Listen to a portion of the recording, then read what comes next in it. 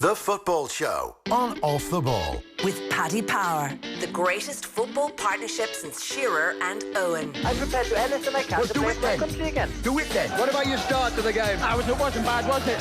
Why should an honest answer be a mistake? How can a modern day manager not have a mobile phone? Why should he? All right, it is Thursday's football. Nathan and Dan in studio with you this evening. We'll talk to Philippe Auclair in a little while about what's going on in French football. Paris Saint-Germain running away with Ligue 1 once again. But are they going to lose Kylian Mbappé in the summer? He threw a little bit of a Mickey fit at the weekend. Is that the official term? A Mickey fit. That's officially, it's what they say in France. I'm not sure what the exact translation is, but you can ask Philippe. No, I think you'll ask him maybe. Are you sure? Yeah. You're going to leave that one to me? How do I say Mickey fit? Yeah. It's a good term, you know. If only that story about Irish English becoming a EU language was true, that could have been added to the Mickey lexicon. fit, right, yeah. So we will chat to him about that and see whether Kylian Mbappé stays or goes. Do you get the sense he's just sort of putting it out there? I'm not happy. Get me out of here. I mean, it always seems to be. It seems to be the case with any sort of star who goes to PSG, though, doesn't it? You know, a feeder club. Well, it's a very it feeds you very well if you're there. So you don't really want to go too mad. But I mean, you might just be bored half the time.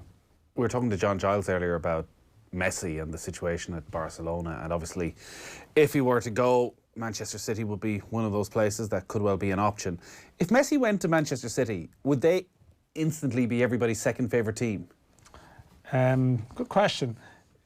Like, would you look at Manchester City in a totally different way?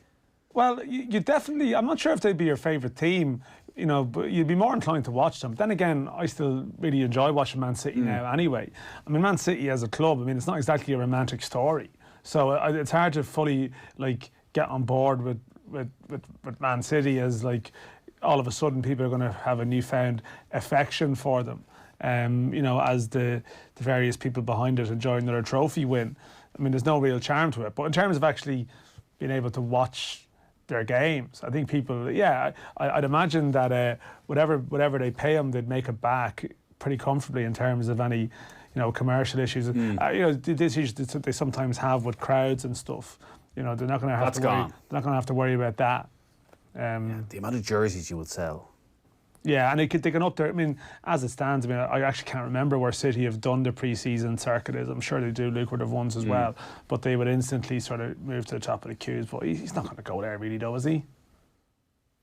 You know, it seems to happen sporadically. You know, there's a row between Messi and the club. I mean, who's going to win that one? I would suspect, the greatest player of all time. Might just, yeah. And I think I don't know. I can't see him playing anywhere else. Maybe I always thought he might do a year in America or something at the end, but actually leaving when he's got a fair bit to give, I'm not so sure. But good fun if he did. God bless Niall Quinn. It seems every Thursday night we're just talking about Niall Quinn. He is the new face of Irish football. Very much so. Embracing it.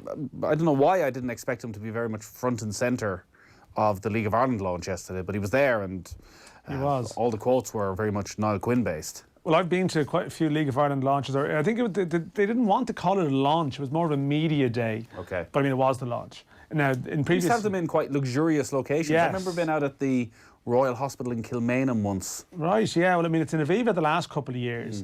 And, I mean, I did allude to this in a piece today. I mean, in recent years, John Delaney would be there, and probably the Ireland manager of the time. They'd be there for photographs, but Fran Gavin would do the interviews. So, you'd have your photo shoot, but then Fran and people would sidle up towards Fran and be like, what's the story with Bray's licence, or what's the story with this or that? And it was generally, is the prize money going up?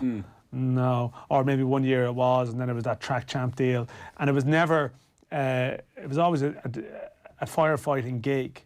And Fran Gavin yesterday, there was a press release with Fran Gavin quotes. People may not be familiar. Fran Gavin is started off as the League of Ireland director, then became the competitions director. But I mean, he's still in that job. But very much yesterday, I mean, even Niall Quinn was asked at one point in the sort of newspaper huddle, "Are you like the face of the FAI now?" I mean, Fran Gavin's boss would do this event, and he made some comment along the lines of, "Well, we'll always need like a competition secretary or director or something." But it was very much like, Niall Quinn sort of is out there front and centre, and it's fair to say that he is embracing this role as an advocate, front man for the league. I still think a lot of people within the league are waiting to hear more from him to do that. But he's pressing a lot of the right buttons in terms of being serious about making it, and basically saying that it's a condition of any funding anyway, that they can't just spout empty words about the league. They really have to do something now. From just Niall Quinn being, anytime he talks, people seem to listen, and he ends up on 6-1, and he brings an exposure to the League of Ireland there. Like, is that something that's conflicting League of Ireland fans, that here's somebody who's, they probably look at as not a real League of Ireland man, front and centre representing their league, but he's also getting them exposure they wouldn't otherwise get if it wasn't Niall Quinn? I absolutely hate the argument that because he's not a League of Ireland man as such, they shouldn't do it. I think that's garbage now, personally. Like, in the sense that, the whole challenge that the League of Ireland faces is to have a bigger profile and to attract Irish people who haven't been interested before. So I have no issue with that. And anyone who has an issue, I've seen the odd snipe in a way of how many games has he been to over. I mean, that's a garbage argument. However, I mean, he still has to prove that he's fully grasped the realities of the League of Ireland, though. And I mean, I put the question to him yesterday, and others have mentioned it. He was part of this visionary group that didn't have a very inspiring document when it was put forward last year. He then would say that actually there was 79 pages that they took out of that at the last minute, and that wasn't their full plan, and that there is more. They have more behind. They did have more behind the plan they had than what was eventually released. But so in that respect, he still has to prove that he fully has a full understanding of the realities and the challenges of the league, because a lot of people have come in before from outside, say, with a big picture ideas that we need to fix the league, and then when the more they get into it, the more complex they find it. Yeah, but you can't oppose him on the basis of it not being a true League of Ireland man. That's just not a helpful argument. So, say even the visionary document is just that. It's a vision of where the League of Ireland can get to.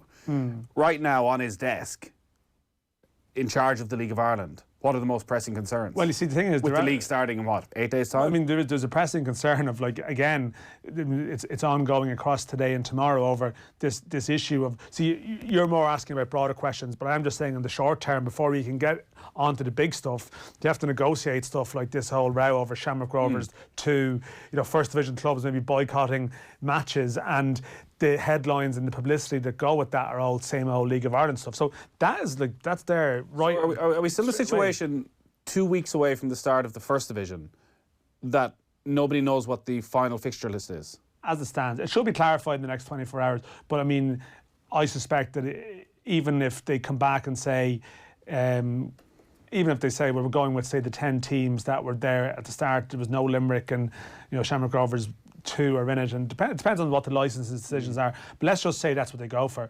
There would be objections to that if that was the case from people, so it has the potential to kick on. I mean, I know Longford and various clubs, Longford are due to play Shamrock Rovers in the first game, and there's talk they might even look to boycott or not play and stuff like that. So that is an immediate short-term crisis which has to be navigated, but move beyond that, there are broader issues. I mean, this is the last year of the Airtricity sponsorship.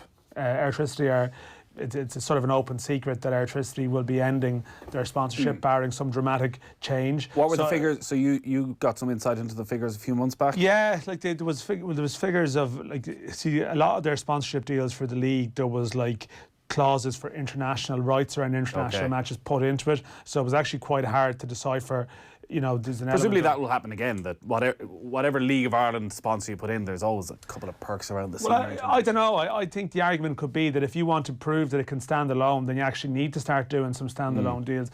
I just think in terms of the value of the deal alone and contracts themselves and stuff that's to be. You can thrash that stuff out. I mean, it's a fair point to raise. But a new sponsor has to be found. A structure for 2021 has to be found. The All-Ireland League, do we or don't we? That's on the agenda. And then, I mean, there's this issue of Brexit as well, which is another one too.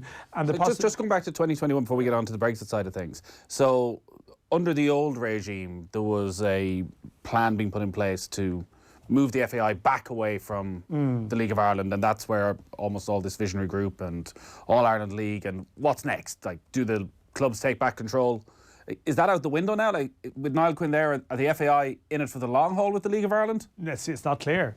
This is the thing, and this is the length of the list of of things to do is so long, in the sense that was touched on yesterday. That I think that there is a sense that I don't think you listen to Niall Quinn's language about looking for a new sponsor and what people need to do about the league, and say that they actually are charged with doing it. It's hard to see that being aligned with the sort of the mechanics of a complete breakaway. So no, you would sense there's going to be more involvement, but the All-Ireland League aspect is one that would be more of a breakaway. But I think they're going to be. I think it's fair to say that there's going to be a hands-on approach from Quinn and co going forward. But this is the last year of the participation agreement, which is basically, again, this is the rules that that guide the league. So that would have to be, if they are going to stay under the under the sort of jurisdiction of the FAI, they would have to draw up a new one or amend what's there.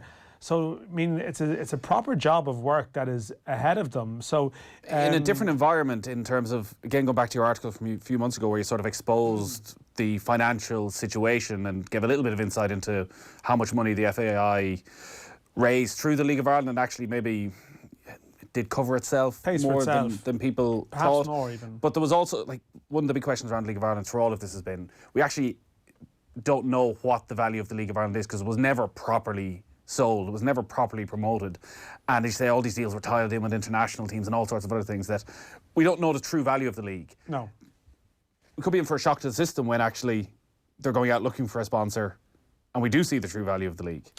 Yeah, and well, again, this is where a lot will depend on the calibre of the people who are presenting the league as well, and this is where Quinn's contacts and Quinn's ability to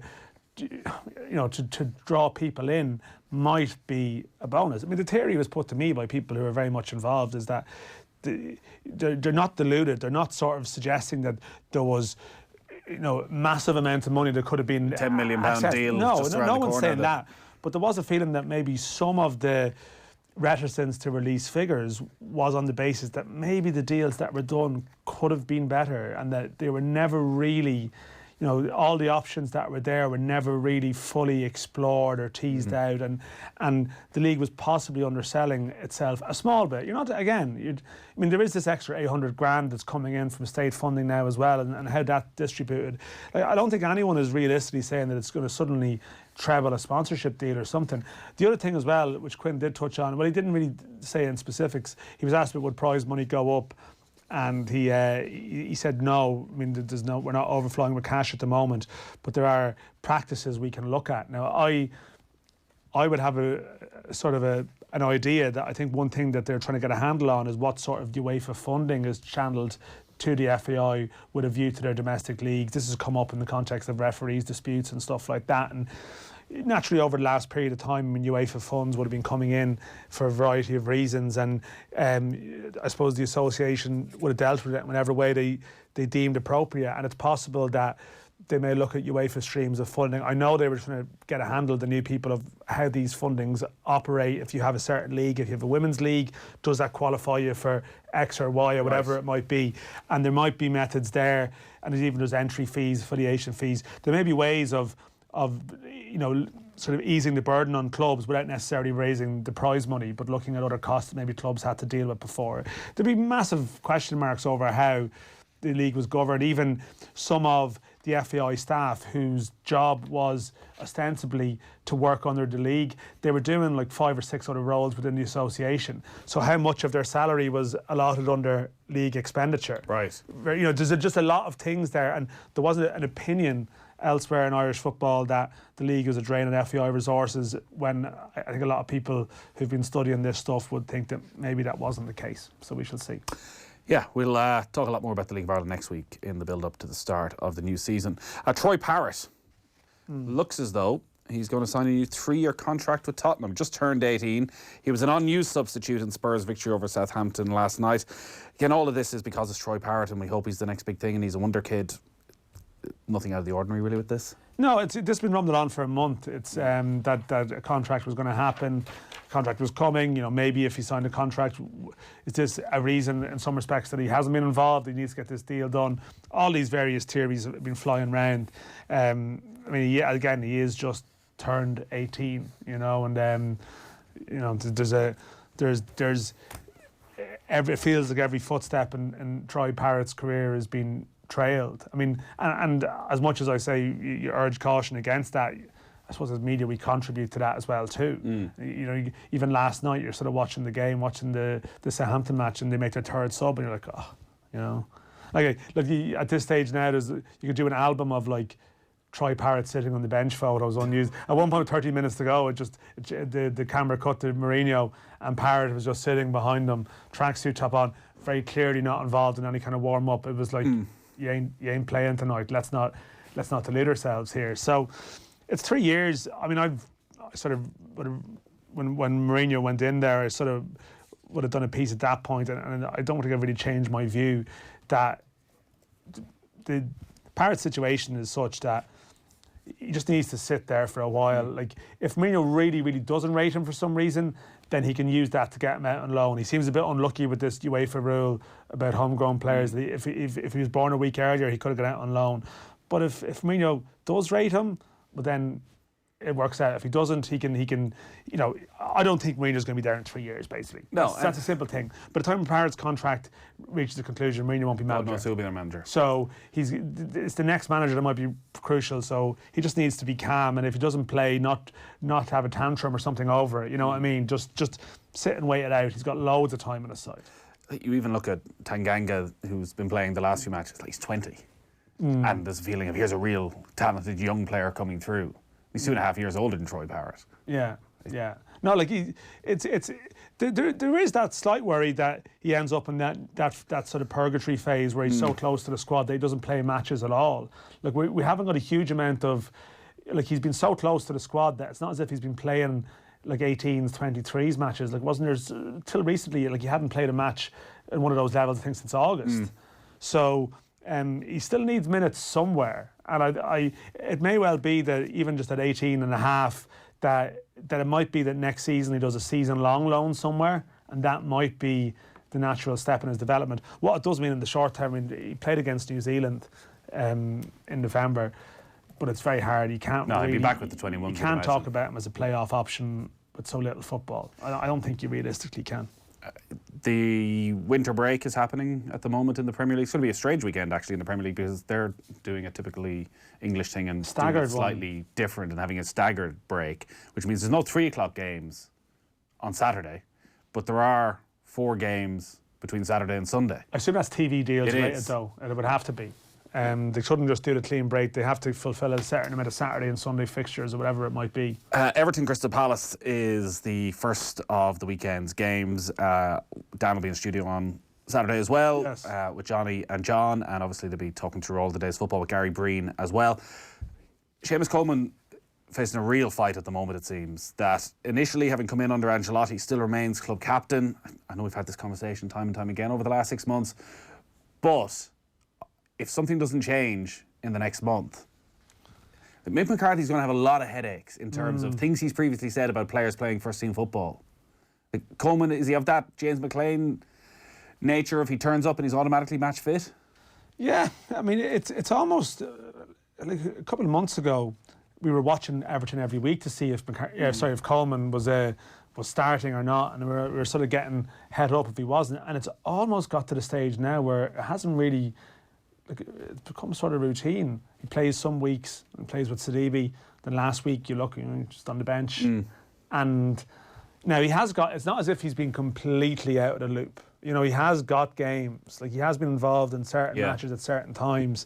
So you're not talking about someone turning up having played no games at all. And maybe everyone is just reassured because, well, there is an alternative who's playing in that position, all the time. Playing on that side of the pitch all the time with Matt Doherty.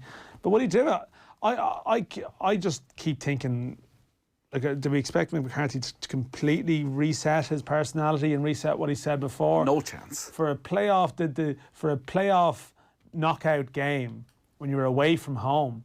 Maybe it's even a bit different if you're in the Aviva and there's an element of, well, it's a playoff knockout game. You have to go for it at some point. Is he going to leave his captain out away from home? I don't know. I can't see it. I think it's probably more likely that Doherty plays on the right side than it is Coleman drops out. But I think you saw Doherty play against Denmark, and it wasn't even, a certain amount of it was positional and the runs he made and so on. But even it was just his general assurance, like the odd pass, the nonchalant pass, the comfort. And I think going away against a team that has a lot of the ball, maybe that's more likely scenario. I just can't see him benching as captain. I think he'd have more sleepless nights about that than the alternative, than leaving Doherty out. And if it went wrong, I think he'd beat himself up over why didn't I have his experience out there. I mean, Shane Duffy's another one as well. I mean, that's possibly a bigger concern because he's coming off an injury and hasn't played a lot of football at all. But I mean, he'll play Duffy too, because how that team doesn't know how to function without his height and his presence there for set pieces at both ends of the pitch. And that's like set up for a Shane Duffy. Leaves it all out there. Body on the line. Could barely walk after the game. Heroic. Oh yeah, we need him to, well, in theory, you need him to walk for the game in 4 days' time. Oof. This is the problem. Can't worry about that. I mean, it would. Can't be thinking about the playoff final. Don't be getting ahead of yourself, Dan. Well, like, are we building ourselves up for like the most heroic Irish victory of all time away? Bodies on the line, and then like just no one can Four walk. players 4 out days injured. later. No one can walk 4 days later, and that's it. It's going to test our, because we're a country of extremes in terms of our emotions and our reactions. And like if Ireland go and win in Slovakia or get through in Slovakia, it'll be an immense high, an amazing high. And like, what's worse then? Carry it forward. What's worse, losing in Slovakia or beating Slovakia and then losing to Northern Ireland? What's worse? Losing to Northern Ireland is worse, isn't it? I mean, definitely. If you beat Slovakia, at least you get that one moment. Get your little bit of joy at least. Imagine the trip back from Belfast, or even not even the trip back from Belfast, or just leaving Windsor Park. And then Northern Ireland are coming to play those games in summer. Dublin. Like, at least if you lose to Slovakia, they could still lose the next match. So you don't have the reminder that what you could have won team right in your face the whole time. Whereas if Northern Ireland do it, although it'd be good news for fans. It'd be easier to sell. Any fans who have tickets for the games next summer, I mean, they might be going for it. They'll take Northern Ireland in every scenario because it'd be just easier to sell them. Before we get to Philippe Auclair, Premier League clubs have voted to move the summer transfer window. They just can't. They tried to do their own thing, basically, and then Europe didn't follow suit. So they all got a bit frustrated eventually by the fact that the season was starting and there was so much transfer gossip and speculation about their players. They said, screw this, we're going to close the transfer window before the season starts, and then found themselves in a position where European clubs could take their best players, but they couldn't sign anybody to replace them. Yeah, it wasn't ideal. And even Spurs were really caught. Now, I know nothing happened with Eriksen in that window, but there was a couple of clubs that were really exposed by that as well. So it does make sense to streamline. Although I did like the fact it was done before the start of the season. You know, to some degree, it sort of made a bit of sense. There's like, here's your squad now, rather than that weird limbo the first couple of weeks.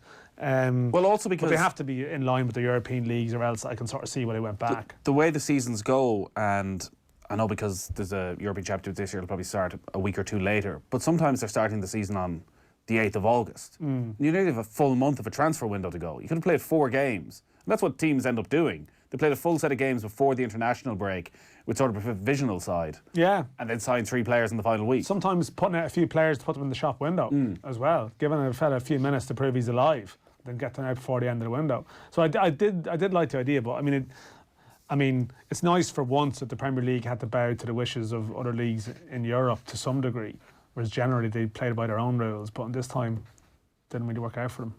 53106 is the text number. We're going to take a quick break and then we're talking French football with Philippe Auclair.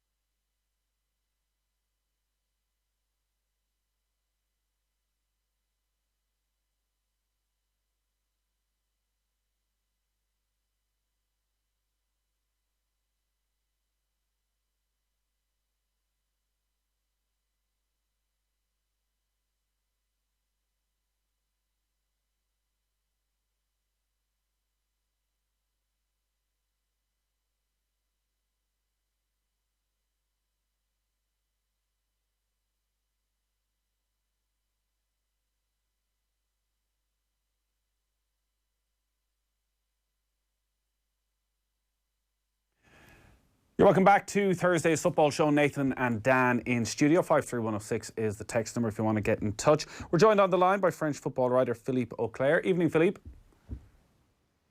Good evening to you guys.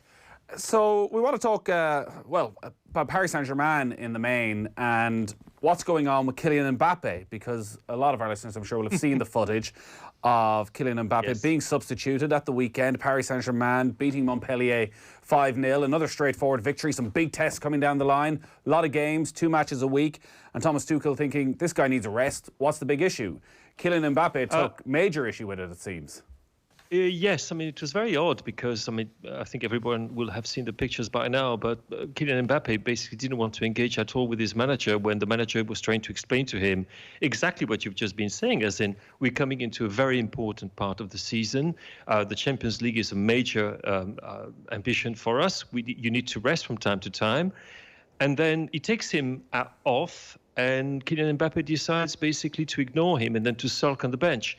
Now, it's typical PSG. It's the storm in the teacup. Everything is blown out of all proportion. But there is a problem, it's true, between the player and the manager. And there's a problem, I think, between the manager and a number of players in that very Hollywoodian dressing room. Hollywoodian being taken in the sense of Bayern Munich being FC Hollywood, if you see what I mean. But it's bizarre because if you look at what's happened to Kylian Mbappé this season, he's been good. He hasn't been transcendently good. He's been injured for a while, but he's scored a few goals. And also, he hasn't been subbed that very often because apparently the reason, or so the Mbappé clan will have us know, is that he's been subbed more often and earlier than some of the other Galacticos. Now, if you look at it, he's been subbed once in the last 8 Ligue 1 games, which is ridiculous. I mean, the whole thing doesn't make sense. And then because of what happens around PSG, immediately gets blown out of all proportion. You've got a big reaction against Kylian Mbappé, people telling him that he's got what we call in French the melon, which is a big head, basically. And also people commenting on the fact that Thomas Tuchel is not exactly very popular with some of his players, including Kylian Mbappé. But, it's a bit of a problem because he's got 4 superb attackers and he's got to rotate them. And you could say he's actually got more than 4, but he's got Mauro Icardi, who's been a few goals. He's got Neymar, more about him in a minute. He's got Kylian Mbappé, he's got Angel Di Maria. And he needs to have a balanced team. And it seems to be very difficult to manage all these very, very big egos at the same time. So is there a sense then with Mbappé and that outburst, if it is a little bit uncharacteristic, that there's something a bit deeper going on, that he's trying to send a very pointed message to the Paris Saint-Germain supporters that he's not quite happy teeing himself up for a departure during the summer? I don't know about that. I don't think so. I think there is a problem between manager and the dressing room, which is nothing new in Paris Saint-Germain. I also think that Kylian Mbappé has changed a lot since we discovered him as this incredibly fresh and incredibly pleasant and simpatico kind of player that, who broke through with Monaco and confirmed immediately with Paris Saint-Germain. He's not quite the same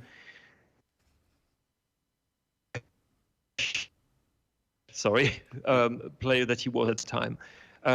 There is a feeling that he's perhaps being a little bit indulged, perhaps, by his own club because of the value that he has, because of what he represents, the future of French football. Everybody knows he's an extraordinary talent, a once-in-a-generation kind of talent. And because of that, maybe his behavior is not quite what it should be. And on top of that, you've got a manager who is quite set in his ways and in his views, who is not adverse to a bit of confrontation himself, if you remember what happened at Borussia Dortmund before he left, and who is basically having a relationship problem with his star players, like every single manager before him, except Laurent Blanc. Yeah, because Philippe, is there a sense of how Mbappé, his relationship with the other players? There's an Angel Di Maria quote. I know in isolation a quote can be read in a particular way, but there are boys on the bench who want to play. He needs to get that, which does seem, to suggest there's a bit of frustration there. Like, is there a sense of the dynamic between Mbappé and the other players? Yes, and also he's been quite petulant on the field as well. There have been some, yellow cards. There have been some red cards actually as well. If you think about the last 12 months or so, you don't feel that you have got the same player who seemed to be so relaxed and taking such pleasure and such joy in his ascent to the top of the game, not just in France, but in Europe and the rest of the world. So I'm not saying he's playing worse, even if maybe sometimes he tries a little bit too much to do something for the show, basically. But there seems to be, yes, a problem here. And again, as in Paris Saint-Germain, you wonder who is he going to be, who is going to put him back in his place. When you think, for example, of the comments which have been made about Messi's comments on, Eric Abidal in Barcelona. Now, Lionel Messi is talking as a multiple Ballon d'Or, multiple Champions League winner, and La Liga winner. You've got, this man has got all the authority he does. Kylian Mbappé, I'm sorry, doesn't have it. He's 21 years old. And there is a feeling there is nobody at the club at the moment who is willing to basically remind him of what his duties are as one of the star players of this club. But that's Paris Saint-Germain. That's the show. The show goes on. The show went on this week as well without Neymar, who had his birthday party after picking up an injury, 28. Big Parisian affair, great night had by all. Didn't play on Tuesday, and as always with Neymar, there's a lot of speculation as to what's going on behind the scenes. Like, you spoke about Mbappé there as a once-in-a-generation talent. Like, Neymar has often been seen as a once-in-a-generation talent. Not quite anymore, but when he's been on the pitch this season, what sort of level has Neymar got to? He's been fantastic. He's been absolutely fantastic. And you see the difference when he's not on the pitch, how Paris struggles, how they lack invention, how they lacked penetration, how they lack his constant imagination, his talent to go past players, but much more than that. His stats have been absolutely superb, and his goals have been magnificent. When he came back from injury the first time, immediately he was there, putting his mark on every game he was in. And you could say that about... Just seem to be losing you there, Philippe. What we might do is we might dial you back up just because we're having a few problems with the phone line there with Philippe Auclair. We'll get back talking about Paris Saint-Germain. 28 Neymar. Like, sort of, maybe it's just because of it's the behaviour, or it's it's some of the. I mean, like Ronaldo's 35 now, but there's a sense that God, Neymar is 2 years off 30 yet. You don't think of him in the terms of like that senior pro as such. No, and like that's just a bias from our perspective, or but then he brought that on himself? Like, when you compare him to Mbappé, and so I think most people feel maybe Mbappé is next in line when Messi and Ronaldo retire to be that guy who's winning multiple Ballon d'Ors. But 5 years ago, Neymar was that guy. And he's never quite got to that level. Yes, he's been consistently great without being this sort of transformative figure, it feels. Or maybe I'm being a bit harsh. No, but I mean, he's a global star. He's a super player. But you kind of wonder, like, at what stage...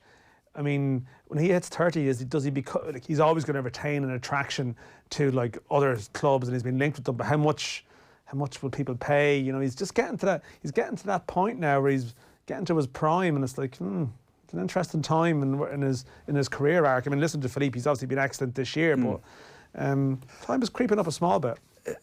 Paris Saint-Germain, Philippe is back on the line, cruising, it looks, towards yet another Ligue 1 title. So a lot, yet again, will be judged on what happens in the Champions League, and 5 straight years of either being knocked out in the quarter-final or the last 16. They play Borussia Dortmund over the next couple of weeks, and having watched quite a bit of them in the group stage, it felt as though it's a similar situation to previous years. Like, you've got those 4 outstanding attacking players. I know at times Tuchel maybe tried to fit the 4 of them in, but you look at the midfield in particular and you still wonder whether they have the quality to get to the latter stages. Do you think with the likes of Idrissa Gana Gueye in there that there's enough energy, there's something that can just all come together to let those front 4 do the business in the latter stages of a Champions League?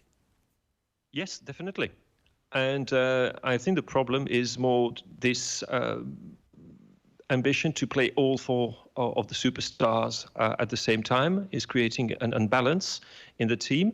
And what every PSG fan will tell you is that you saw immediately the difference when suddenly you had Marco Verratti and Marquinhos and Idrissa Gana, as we call him, playing in midfield. Suddenly you saw the difference. In 4-3-3, they do make a lot of sense, and I think they're actually a team that could genuinely challenge for the title.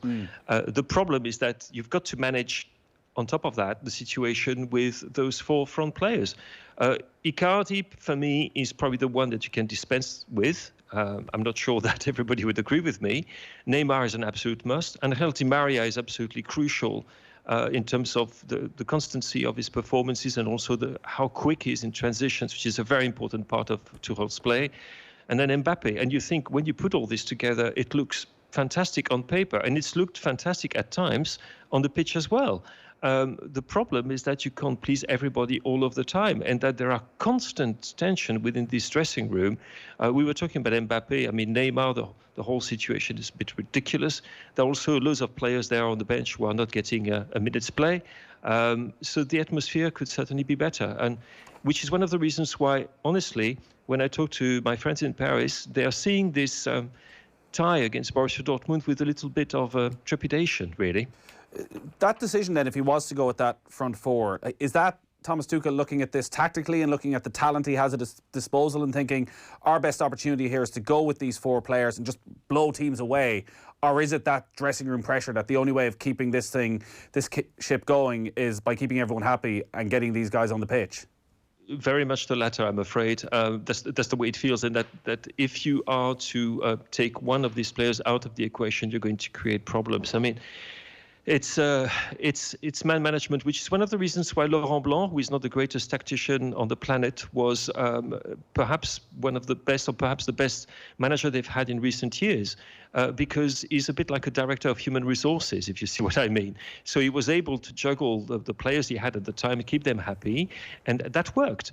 In this particular case, I think everybody knows that this idea of playing the Fantastic Four together doesn't hold water against the position of the class of a Borussia Dortmund. It doesn't hold water. And also, to compound that, there's of course this feeling that PSG is not meeting with the right kind of a position in the French league before getting to fight the big guns, so to speak, in the Champions League.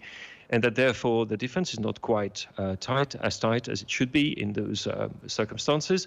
You carry on, and it remains a dysfunctional club. And the hope when Thomas Tuchel arrived was that you had a manager with a clear idea of what kind of imprint he wanted to have, of what kind of style of football he wanted to have played, and of the players who would be able to put this into practice.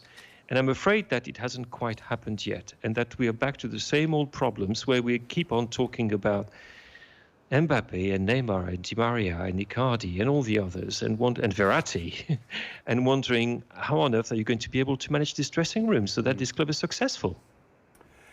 Just to move away from what's happening on the pitch then at Paris Saint-Germain, I think everyone's accepted at this stage that we're going to be going to Qatar in 2022 for the World Cup finals, but the investigations into the awarding of the finals to Qatar are still ongoing, and over the past few days the Paris Saint-Germain chairman's been implicated, publication of some incriminating text messages with FIFA's number 2, Jérôme Valcke. Absolutely, Jérôme Valcke. The relationship within the two men was very close, and there have been a series of revelations, notably from a French online publication called Mediapart, but totally trustworthy, by the way, sources close to the investigation, which has taken a new dimension recently with the appointment of 2 specialist judges who have got extremely powerful, who have got greatly heightened powers to notably for searches, and there have been searches and there have been publication of text messages which show, shall we say, a perhaps excessive level of complicity between the number 2 of FIFA at the time, Jérôme Valcke, and Nasser Al-Khelaifi, the chairman of PSG, notably talking about the leasing of a villa, luxury villa, believe me, you have to see it, in Sardinia, at very, very preferable rates. And that's one way of putting it for Jérôme Valcke. So this is back in the news. It's been bubbling under all the time. But the fact that 2 judges have now been appointed for this investigation, which is one thing I know that the police who were investigating Qatar 2022 wanted. The fact it's been done shows that a corner has been turned in this particular investigation, and you can expect to hear more about it before the World Cup is held in 2022. All right. Thanks a lot for that, as always, Philippe. Thank you.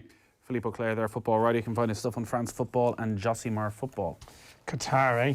I mean, you think just the day after the World Cup in 2022 that everyone's just going to breathe a sigh of relief and just be like, I mean, what happened?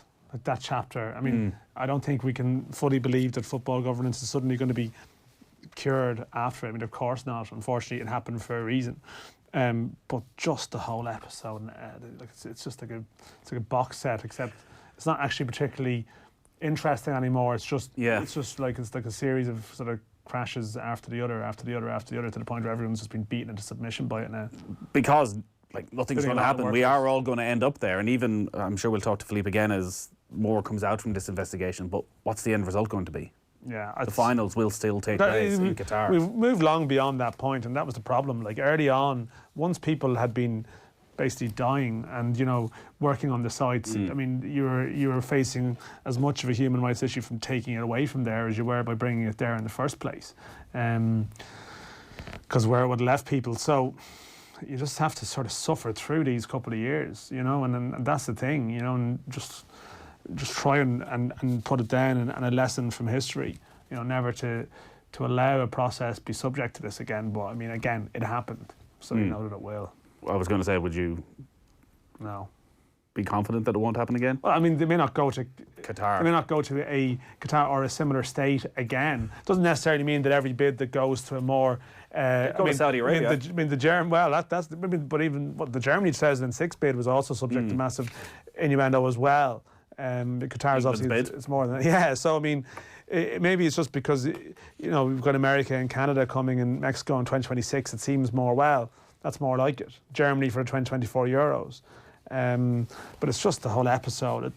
I mean, and naturally, like the coverage around the tournament, it's going to be. You can't just cover it as a normal football tournament. But it's just there. Like, you can't just cover it as a normal football tournament. But when the football starts, it always just end up being covered like a normal football tournament. People will. I know, and we will all be guilty of that. I think to a degree. And I know that some people would take a stand on it and say, you shouldn't go there and shouldn't be acknowledging that, and I completely see that point of view, but I can see players or people taking that stance that it could be the one time in their career where it's their World Cup opportunity. Are we being massively hypocritical of criticising golfers for going to Saudi Arabia but then straight on the first flight to Qatar for the World Cup? You leave yourself open to that.